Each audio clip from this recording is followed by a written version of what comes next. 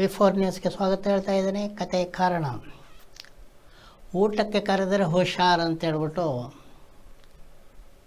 ಹೇಳ್ಬಿಟ್ಟಿದ್ದಾರೆ. ಊಟಕ್ಕೆ ಕರೆಯುವುದು ಒಂದು ಪರಂಬೋಕು, ಪಳಂಬೋಕು, ಪರಪೋಕು ಆಗಿದ್ದರೂ ಕೂಡ ಈಗ ಕೆಲವರು ಊಟಕ್ಕೆ ಕರೆದರೆ ಸಂಶಯ ಪಡ್ತಾರೆ. ಯಾಕೆ? ಊಟಕ್ಕೆ ಕರೆದು ಬಿಟ್ಟು ಎಲ್ಲಾದರೂ ಬುಟ್ಟಿಗೆ ಹಾಕ್ಕೊಳ್ತಾರೋ, ರಾಜಕೀಯ ಮಾತಾಡ್ತಾರೋ, ಸರ್ಕಾರ ಬೀಳಿಸ್ತಾರೋ, ಪರ್ಚೇಸ್ ಹೋಗ್ತಾರೋ ಎನ್ನುವಂಥ ಭಯದಿಂದ ಊಟಕ್ಕೆ ಕರೆಯೋದು. ಹಾಗಾಗಿ ಈಗ BJPಯಲ್ಲಿ ಊಟದ ರಾಜಕೀಯ ಆಯಿತು, ಇವಾಗ ಕಾಂಗ್ರೆಸ್ನಲ್ಲಿ ಊಟದ ರಾಜಕೀಯ ನಡೀತಾ ಇತ್ತು.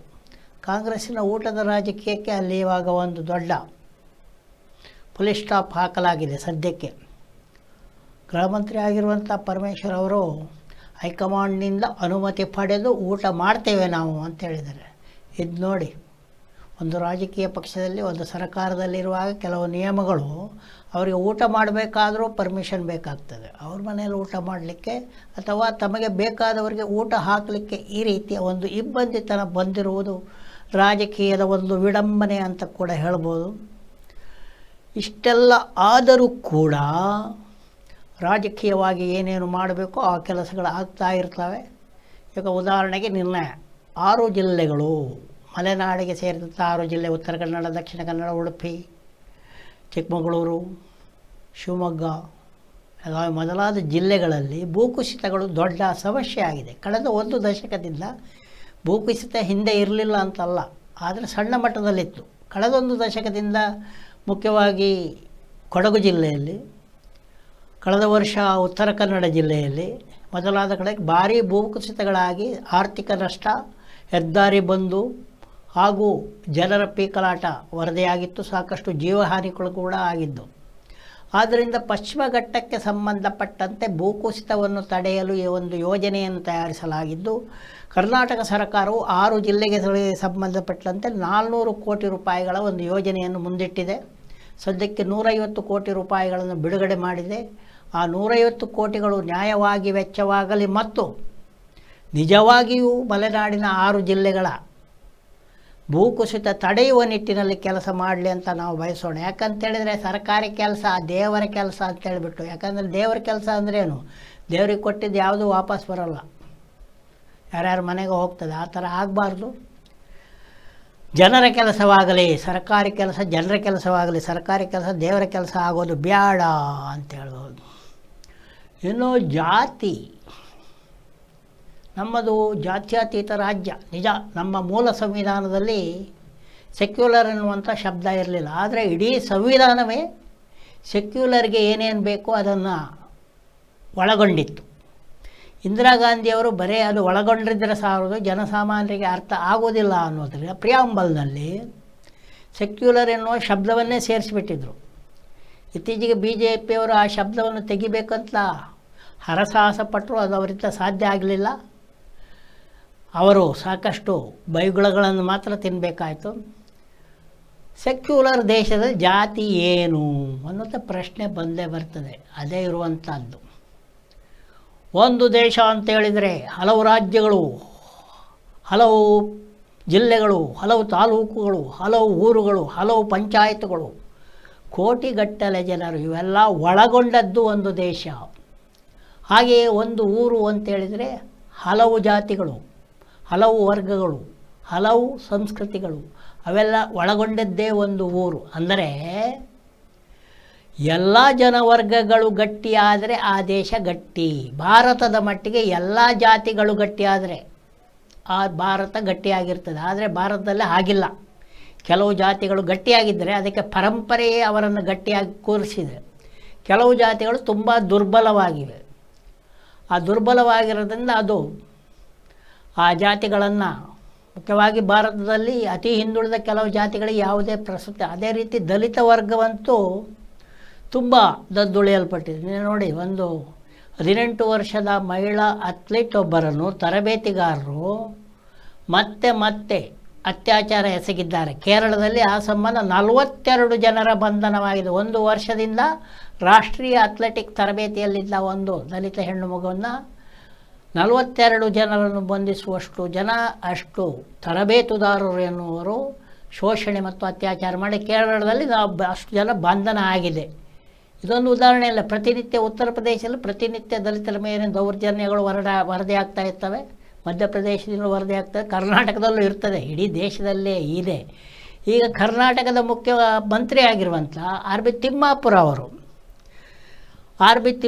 ಒಂದು ಮಾತು ಹೇಳಿದ್ದಾರೆ. ದಲಿತರು ಯಾಕೆ ಮುಖ್ಯಮಂತ್ರಿ ಆಗಬಾರ್ದು, ನಾನು ದಲಿತ, ನಾನು ಕೂಡ ಮುಖ್ಯಮಂತ್ರಿ ಆಗಬಾರ್ದು ಅನ್ನೋ ಪ್ರಶ್ನೆಯನ್ನು ಪ್ರಶ್ನೆಯಲ್ಲಿ ಏನು ಸಹಜವೇ. ಪ್ರತಿಯೊಬ್ಬ ರಾಜಕಾರಣಿ ಕೂಡ ನಾನು ದೊಡ್ಡ ಕುರ್ಚಿಯಲ್ಲಿ ಕೂತ್ಕೋಬೇಕು ಅಂತ ಆಸೆ ಇರ್ತದೆ. ಆದರೆ ಒಬ್ಬ ಮುಖ್ಯಮಂತ್ರಿ ಆಗಬೇಕಾದ್ರೆ ಬಹುಮತ ಪಡೆದ ಪಕ್ಷದ ಹೆಚ್ಚಿನ ಶಾಸಕರು ಅವರನ್ನು ನಮ್ಮ ನಾಯಕ ಅಂತ ಒಪ್ಪಿಕೊಳ್ಬೇಕು. ಆಗ ಮಾತ್ರ ಅವರು ಮುಖ್ಯಮಂತ್ರಿ ಆಗ್ತಾರೆ. ದಲಿತ ಎನ್ನುವುದರಿಂದಲೋ ಬಲಿತ ಎನ್ನುವುದರಿಂದಲೋ ಯಾರೂ ಮುಖ್ಯಮಂತ್ರಿ ಆಗುವುದಿಲ್ಲ. ಯಾವುದೇ ರಾಜ್ಯ ಇರ್ಬೋದು ಅಥವಾ ದೇಶ ಮಟ್ಟದಲ್ಲಿ ಯಾವ ಪಕ್ಷಕ್ಕೆ ಹೆಚ್ಚಿನ ಸಂಸದರ ಬೆಂಬಲ ಅದು ಬಹುಮತದ ಸಂಸದೀಯ ಪಕ್ಷ ಆಗ್ತದೆ.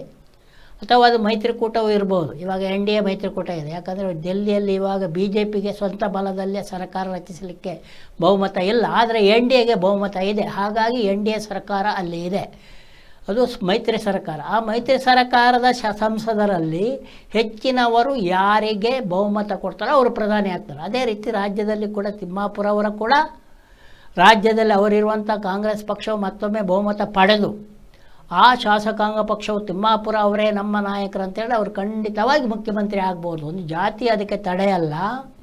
ಬಹುಮತ ಪಡೆಯುವ ವಿಧಾನ ಯಾವುದನ್ನು ಅದನ್ನು ನಾವು ಹೇಳಲಿಕ್ಕೆ ಬರೋದಿಲ್ಲ. ಅದು ಕಾಲಕ್ಕೆ ತಕ್ಕಂತೆ ಬದಲಾಗ್ತಾ ಇರ್ತಂತೆ, ರೂಪಾಯಿಗೆ ತಕ್ಕಂತೆ ಕೂಡ ಬದಲಾಗ್ಬೋದು.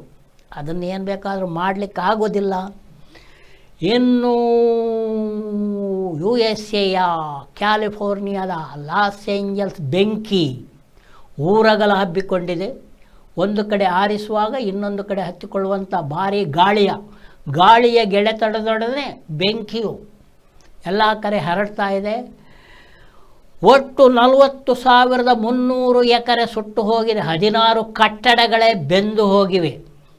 16 ಕಟ್ಟಡಗಳಲ್ಲಿದ್ದ ಎಲ್ಲ ವಸ್ತುಗಳು ಸುಟ್ಟು ಕರಕಲಾಗಿವೆ. ಅದು ಇವಾಗ ಲಾಸ್ ಏಂಜಲ್ಸ್ ಸುತ್ತಮುತ್ತ ಸುರಿತಾ ಇದ್ದಾರೆ. ಏನು ಪೋಸ್ಟ್ ಚೆಕ್ ಎನ್ನುವಂಥ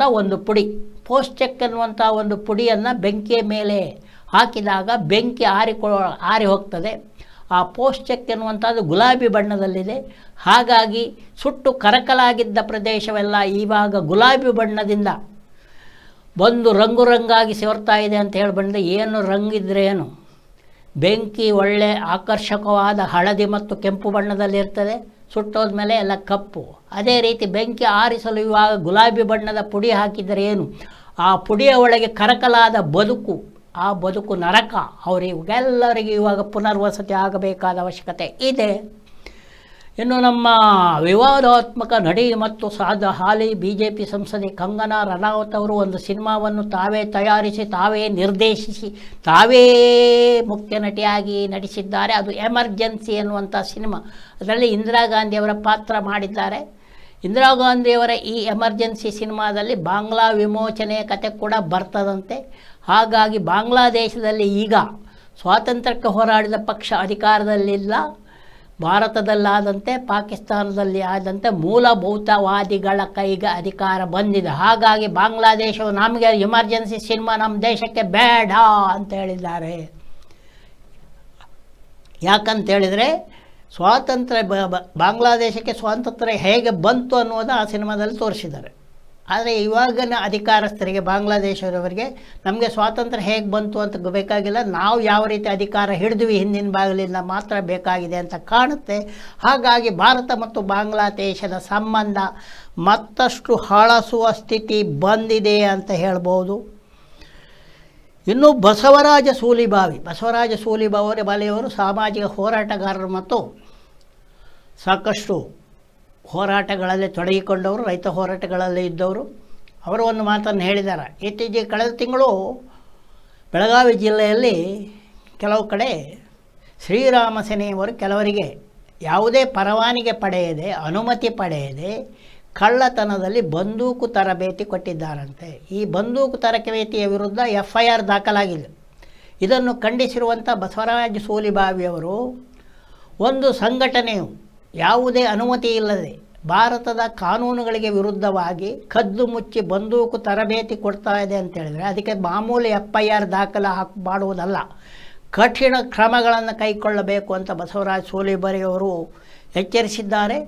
ಭಾರತದಲ್ಲಿ ಎಚ್ಚರಿಕೆ ಕೊಡುವಂಥದ್ದು ಎಲ್ಲ ನಡೀತಾ ಇರ್ತದೆ. ಆದರೆ ಯಾವುದೇ ರೀತಿಯಲ್ಲಿ ಇದು ಪರಿಣಾಮ ಬೀರ್ತದೆ ಅಂತ ಹೇಳಲಿಕ್ಕೆ ಬರುವುದಿಲ್ಲ. ಯಾಕಂತ ಹೇಳಿದರೆ ಇದರಲ್ಲಿ ಧಾರ್ಮಿಕ ಮತ್ತು ಮತ್ತಿತರ ವಿಷಯಗಳು ಅಡಗಿಕೊಂಡಿರುವುದರಿಂದ ಏನಾದರೂ ಮಾಡಲಿ ಗಲಾಟೆಗಳೇ ದೊಡ್ಡದು ಅಂತ ಹೇಳುವಂಥ ದೇಶದಲ್ಲಿ ಶಾಂತಿ ಮತ್ತು ಸೌಹಾರ್ದ ಕಾಪಾಡಲು ಕೆಲವು ರೀತಿಯ ಒಪ್ಪಂದಗಳು ಬೇಕಾಗ್ತದೋ ಏನೋ ಗೊತ್ತಿಲ್ಲ. ಹಾಗಾಗದೇ ಇರಲಿ, ಕಠಿಣ ಕ್ರಮವೂ ತೆಗೆದುಕೊಳ್ಳಲಿ, ಅದೇ ರೀತಿ ಶಾಂತಿ ಸೌಹಾರ್ದ ಕದಡದಿರಲಿ ಎನ್ನುತ್ತಾ ಕತೆ ಕಾರಣಕ್ಕೆ ಒಂದು ವಿರಾಮ ಹಾಕಿ ನೋಡ್ತಾ ಇರಿ V4 ನ್ಯೂಸ್ ಹಾಗೂ ನಮ್ಮ ಯೂಟ್ಯೂಬ್ ಚಾನಲ್ಗೆ ತಾವೆಲ್ಲ ಸದಸ್ಯರಾಗಿ ಅಂತ ಹೇಳ್ತಾ ತಮಗೆಲ್ಲ ಮಾಡ್ತಾ ಇದ್ದೇನೆ ಒಂದೇ ಒಂದು ನಮಸ್ಕಾರ.